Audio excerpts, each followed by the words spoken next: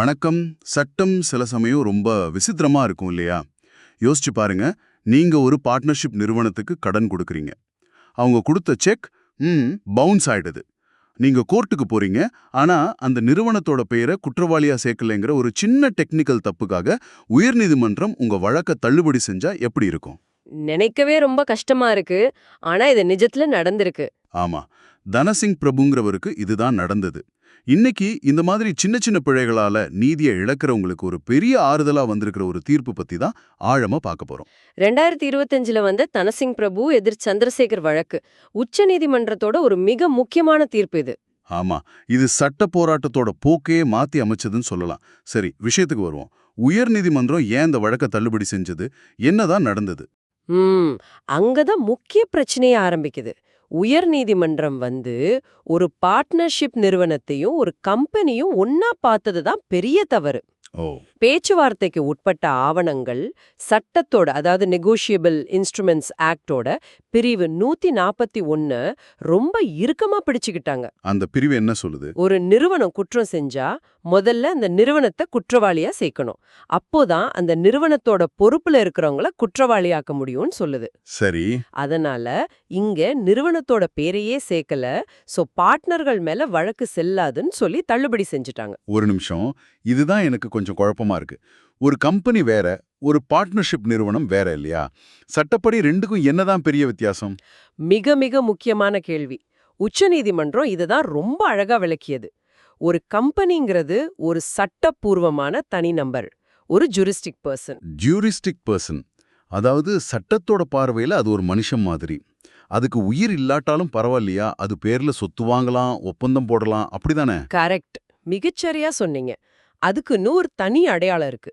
அதனால தான் ஒரு கம்பெனி தப்பு செஞ்சா அந்த கம்பெனி தான் முதல் குற்றவாளி. ஓஹோ. அதோட இயக்குனர்களுக்கு பிரதிநிதித்துவ பொறுப்பு தான், வைக்கேரியஸ் லயபிலிட்டி. இதுதான் புகழ்பெற்ற அனிதா ஹடா வழக்குல சொன்னாங்க. சரி, இது கம்பெனிக்கு. ஆனா பார்ட்னர்ஷிப் நிறுவனம் அது ஏன் அப்படி இல்ல? ஏன்னா ஒரு பார்ட்னர்ஷிப் நிறுவனத்துக்குன்னு அப்படி ஒரு தனி சட்ட அடையாளம் கிடையாது.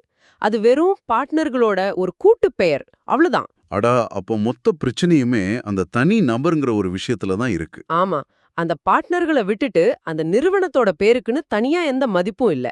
இந்திய பார்ட்னர்ஷிப் சட்டம் இத தெளிவா சொல்லுது. அது என்ன சொல்லுது?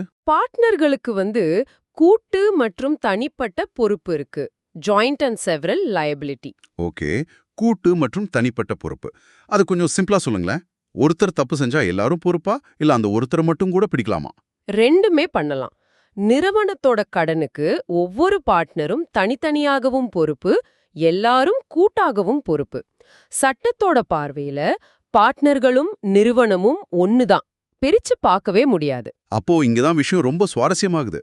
பார்ட்னர்களும் நிறுவனமும் ஒண்ணுன்னா பார்ட்னர்களுக்கு நோட்டீஸ் அனுப்புனாலே அது நிறுவனத்துக்கு அனுப்புன மாதிரி தானே? துல்லியமாக உச்சநீதிமன்றம் இததான் தெளிவுபடுத்தியது.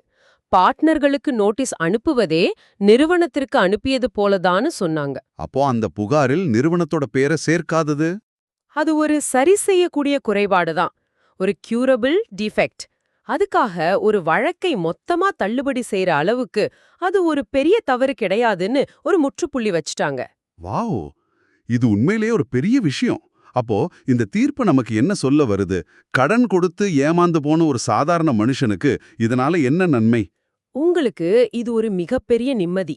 இனிமேல் இந்த மாதிரி ஒரு சின்ன தொழில்நுட்ப பிழைக்காக உங்களுடைய உண்மையான வழக்கு தள்ளுபடி ஆகாது. ம் நீங்க பார்ட்னர்களுக்கு சரியா நோட்டீஸ் அனுப்பி அவங்க மேல வழக்கு போட்டாலே போதும், நீதி கிடைக்கிறதுக்கான வழி திறந்திருக்கும். சரி, வழக்கறிஞர்களுக்கு இதுல என்ன செய்தி இருக்கு?